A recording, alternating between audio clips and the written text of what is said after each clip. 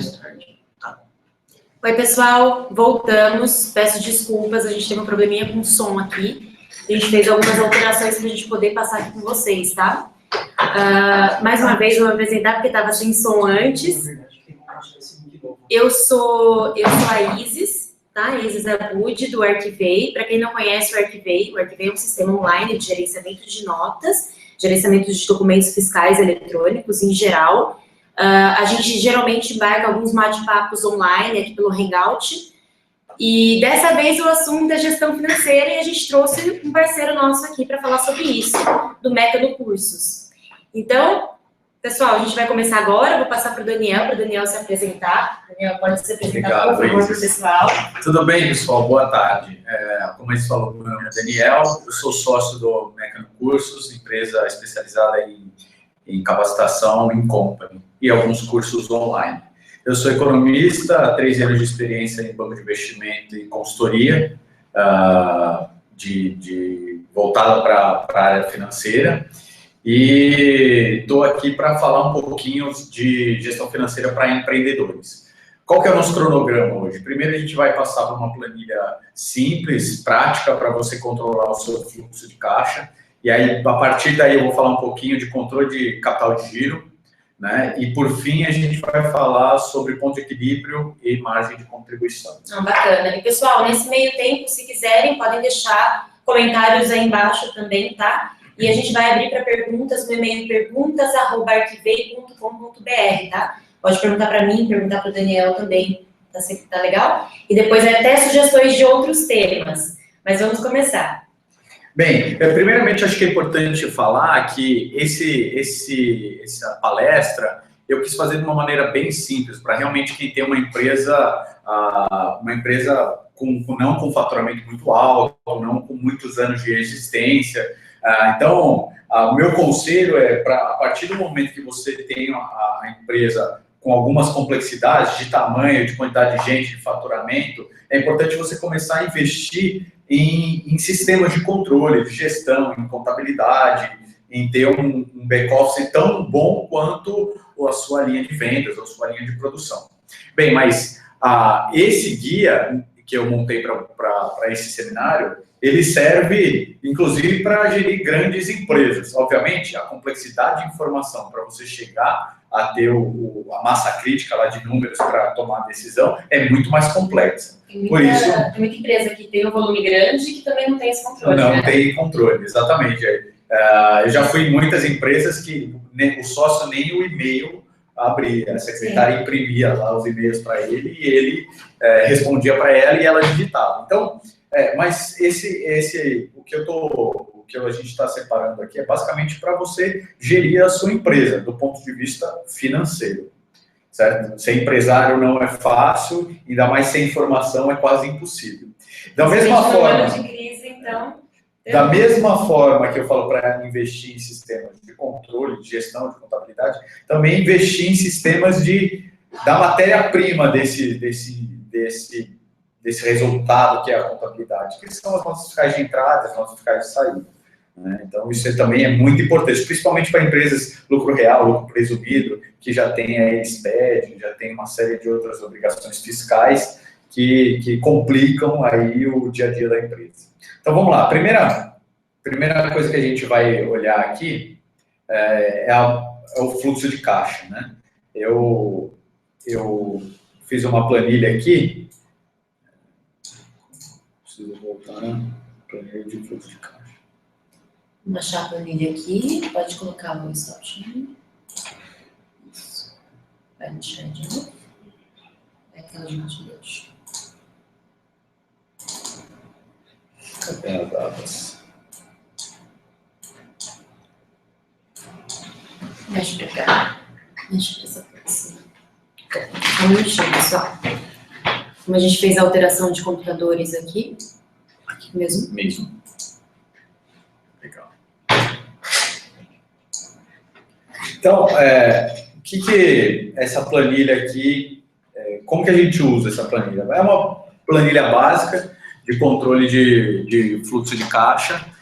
Eu peguei o exemplo aí de uma empresa que ela tem os seus recebimentos, suas vendas à vista e suas vendas a prazo, que também é muito importante você controlar quem deve para a empresa, né? Não simplesmente ficar na memória quem parcelou, quem não parcelou. Apesar que hoje existem muitos meios de pagamento eletrônico, né? Cartão de crédito, PayPal, que existem relatórios muito práticos, inclusive, que você exporta para o Excel, que você pode usar para preencher a sua planilha.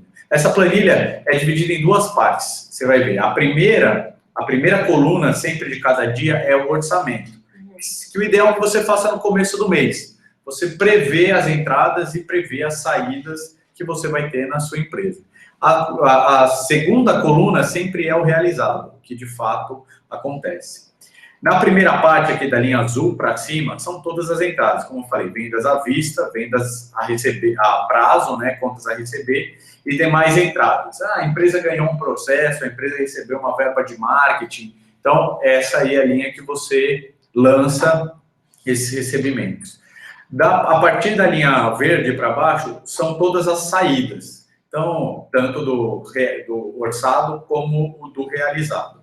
Então, aí você vai colocar os pagamentos de fornecedores, a folha de pagamento, impostos, todas as despesas e os custos fixos e variáveis e financeiros que uma empresa pode ter.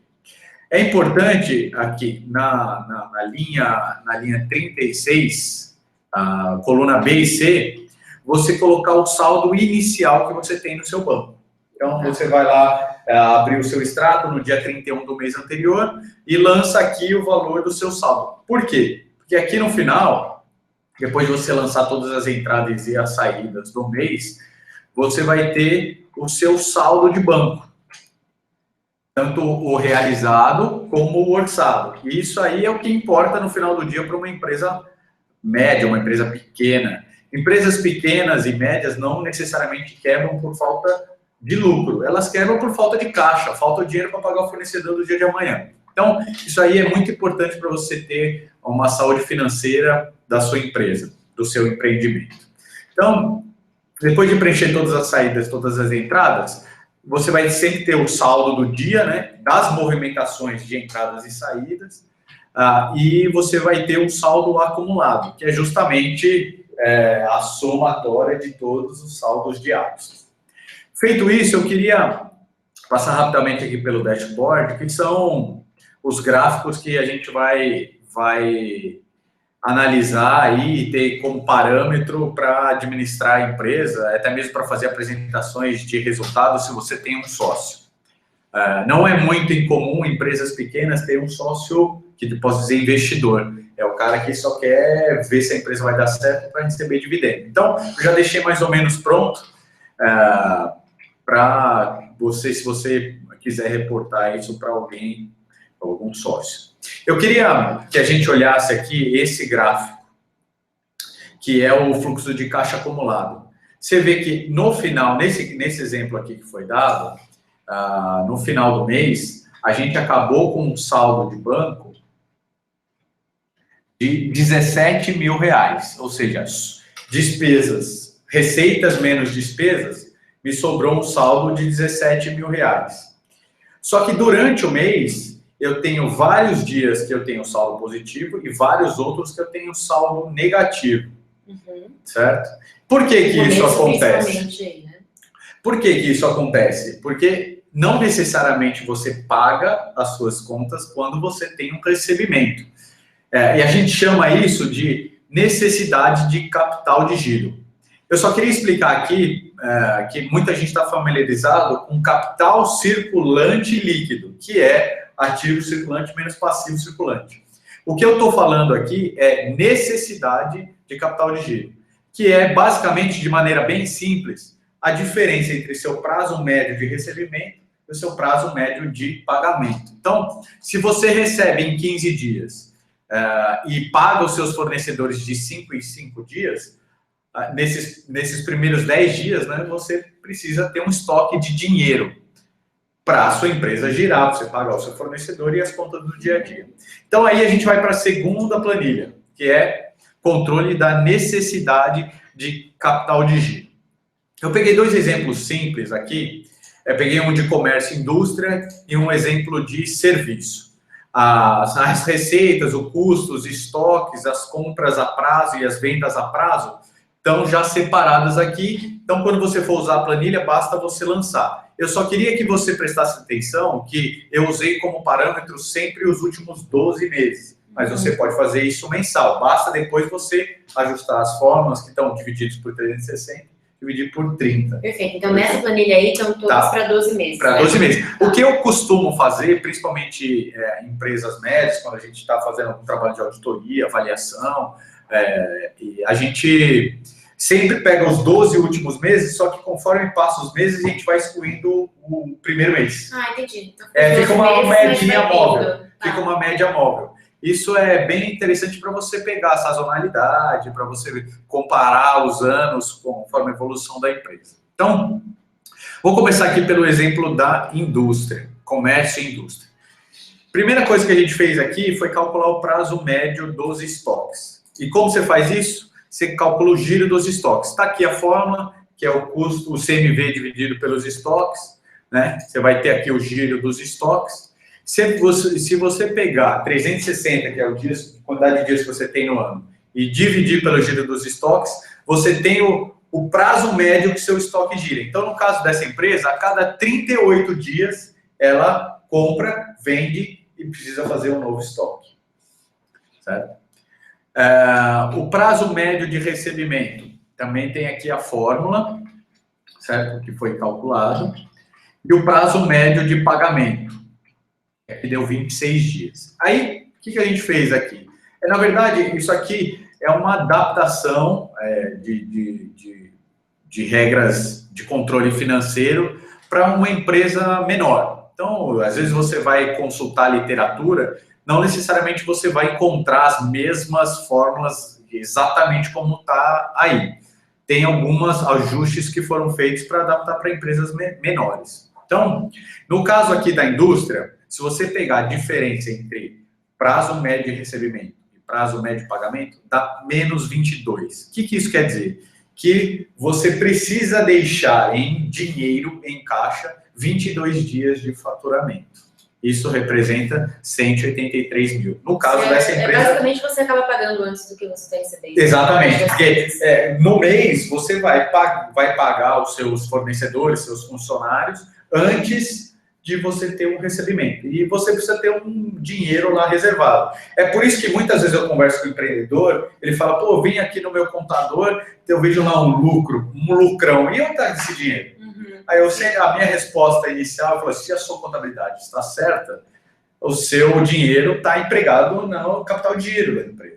Você não pode sacar esse dinheiro que a empresa não paga o funcionário amanhã. Não sobrevive o próximo dia. Exato. E aí a mesma coisa para serviço. E para o serviço também, a gente fez uma outra adaptação. A gente considerou nos prazos médios de pagamento a folha de pagamento. Por quê? Porque a principal despesa, o principal custo de empresa de serviço é a mão de obra.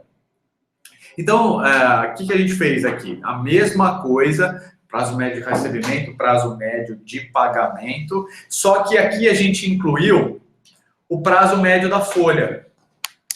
E, geralmente, isso eu estou falando com exceção de algumas empresas que estão no regime do Simples, a folha tem um prazo médio de pagamento de 25 dias. Por quê? Porque você paga a folha num dia, depois de 5 dias você paga os seus impostos sobre a folha, FGTS, INSS. Então, a gente considera o prazo médio de pagamento da folha de 25 dias. Então, aqui, o mesmo raciocínio que é empregado para a empresa de comércio e indústria, só que aqui a gente incluiu folha de pagamento. E aí a gente vai, de novo, para a diferença entre os prazos médios de recebimento e o prazo médio de pagamento. No caso da empresa de serviço, ela só precisa de 5 dias de faturamento para financiar a sua necessidade de capital de giro, que dá 41 mil.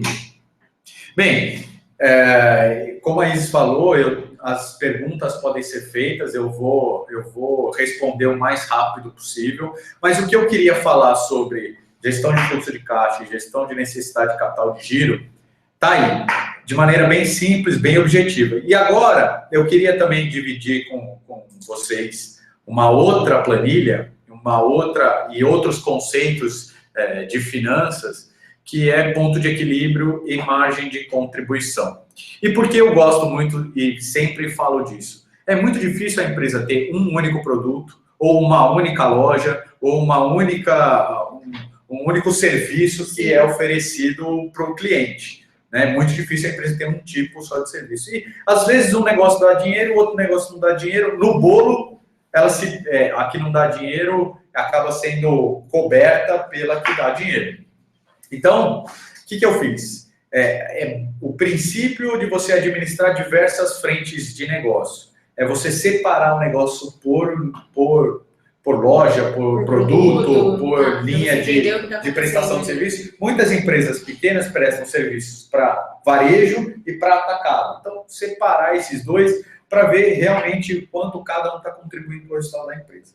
Cada coisa que o Daniel está falando aqui também ajuda muito na tomada de decisão da empresa, tá? Então, esse tipo de análise ajuda muito para que vocês tomem decisão. Gente, só um detalhezinho, não esqueça que a gente vai disponibilizar as planilhas também, tá? Então, fique tranquilo, a gente passou para aquelas lá, mas vocês depois vão ter acesso. Agora eu preciso abrir aqui a de... A outra, vamos achar aqui. Então, peraí.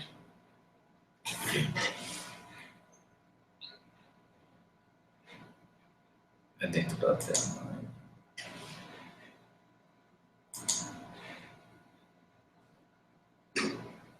Só um minutinho.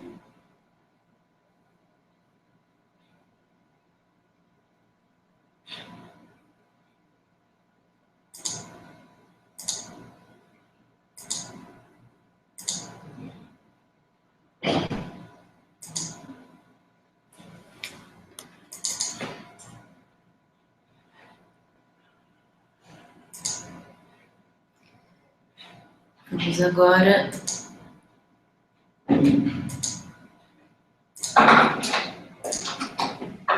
Pronto. Deixa eu só aumentar o zoom aqui para ficar um pouco mais claro aqui. Então, legal. Então, como a gente falou anteriormente, essa aqui é uma planilha bem prática, né, para você determinar a margem de contribuição e ponto de equilíbrio. Eu queria explicar um pouquinho esses dois conceitos de maneira bem simples, bem objetiva, e para você também ter o conceito por trás desse dado financeiro. A margem de contribuição é a receita bruta da empresa, menos todos os custos e as despesas variáveis, desde os impostos até compra de material, comissões, despesas de representação, então despesas comerciais variáveis. Então, todos os custos e as despesas variáveis da empresa, ela abatém da margem de contribuição. Eu tive muitas experiências em fazer recuperação de empresas. Por exemplo, empresas que estão em recuperação judicial, ou então estão quase em recuperação judicial. E esse conceito de margem de contribuição é essencial para a gente determinar que negócios vão ser continuados e que negócios vão ser descontinuados. É muito difícil você reverter o resultado financeiro de um negócio que não tenha margem de contribuição. O que isso quer dizer? Que ela compra uma matéria-prima e o produto que ela vende não cobre nem o custo dessa matéria-prima. Então, é muito difícil você reverter esse negócio. Esse negócio, eu digo, do ponto de vista da empresa. É muito difícil você reverter essa empresa.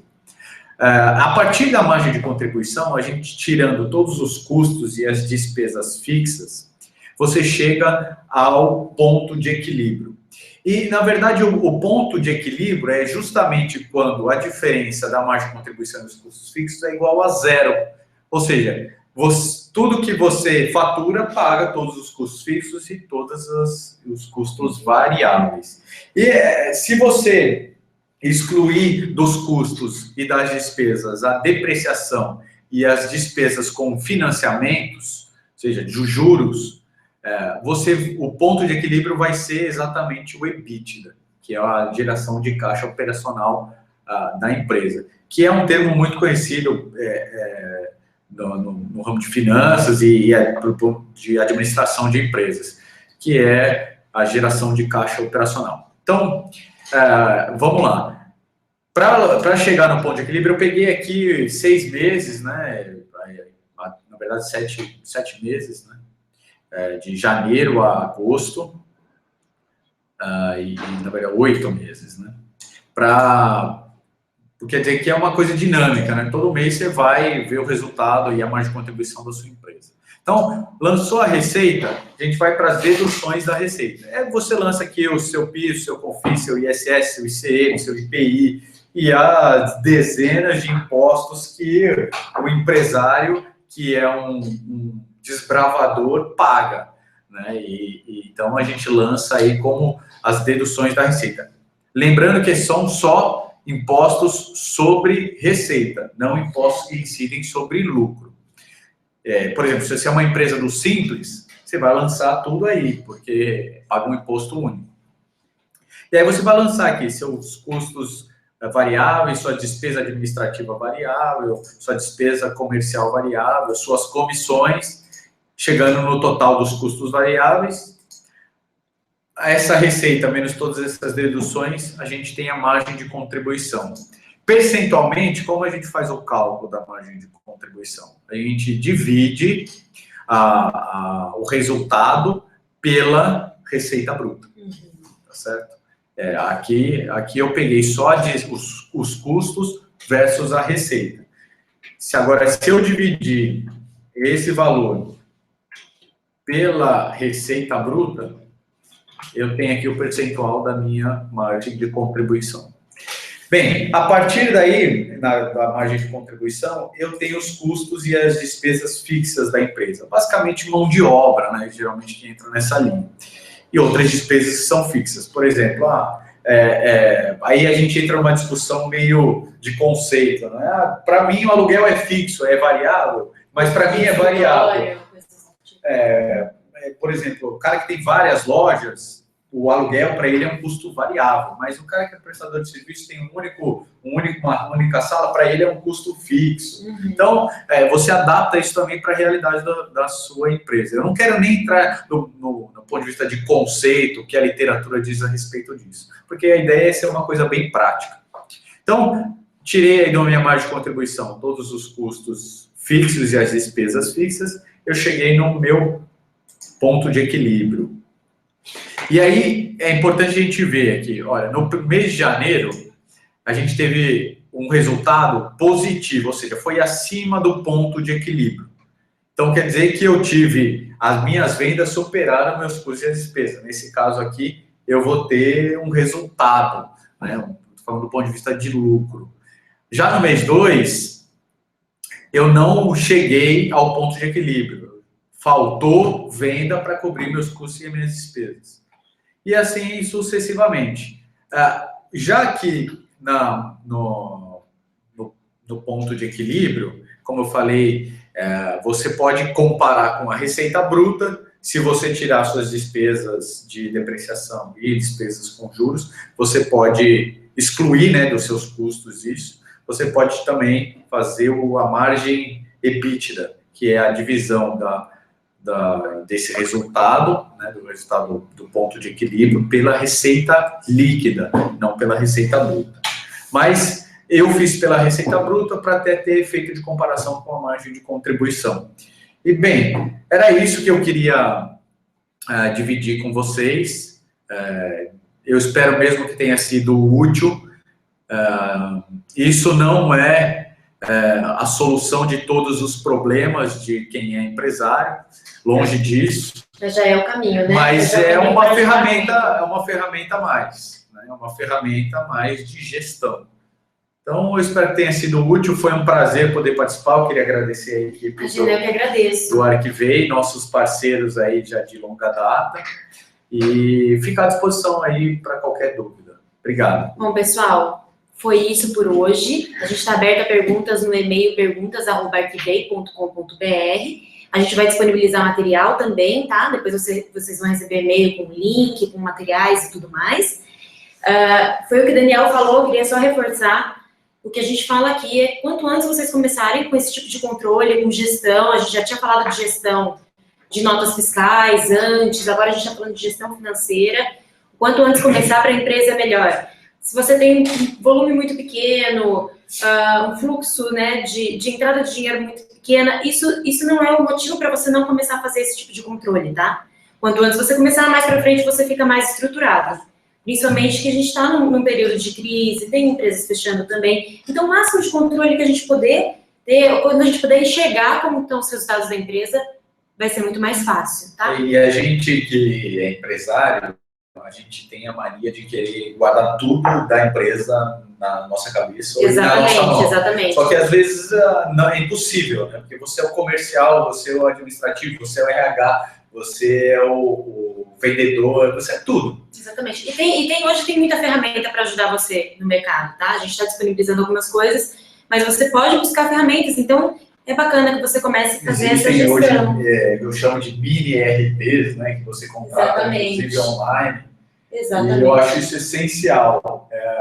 Nem sempre o empresário dá valor à parte de dentro do escritório. Ele está mais preocupado em ter uma boa máquina, ter uma boa marca. O produto, o processo, a venda e a parte administrativa, às vezes, fica um pouquinho... Fica atrasado. Às vezes, várias empresas que eu fui, eles têm os melhores engenheiros no chão de fábrica, mas você vai para o escritório, o cara não sabe abrir um extrato bancário. Isso prejudica, né? Prejudica a saúde da empresa. Exatamente. Precisa ter gente boa em todos os lugares. Com certeza. Tem que estar redondo. Gente, também no e-mail do perguntas@arquivei.com.br você pode sugerir temas, tá? Esse tema mesmo foi sugerido no último bate-papo que a gente teve aqui. Então, porque o Arquivei, ele trata de outros assuntos, não só o assunto fiscal, porque ele realmente abrange esses temas, ele abrange essas áreas dentro da empresa. Então, fica à vontade para sugerir e a gente vai conversando. Vocês sabem que sempre o caminho é aberto para a gente poder conversar, tá bom? Então, espero vocês com as perguntas e sugestões dos próximos temas. O Daniel também vai poder responder algumas coisas, pode mandar para a gente, que a gente passa aqui para ele. Tá bom? Daniel, obrigada. Viu? Eu que agradeço. Obrigada pelo curso todo. Viu? Obrigado. Tchau, gente. Tchau.